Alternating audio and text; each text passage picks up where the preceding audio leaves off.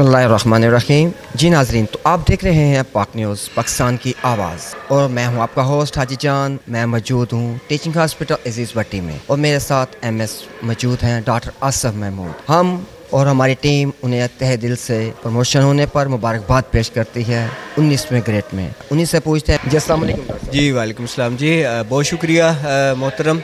अल्लाह का लाख लाख शुक्र है कि हुकूमत पंजाब ने जो प्रमोशन का सिलसिला शुरू किया था, जिसमें ग्रेड 17 से लेके ग्रेड 20 तक की प्रमोशन शामिल हैं और इसमें हमारी भी प्रमोशन ग्रेड 19 में हो चुकी है।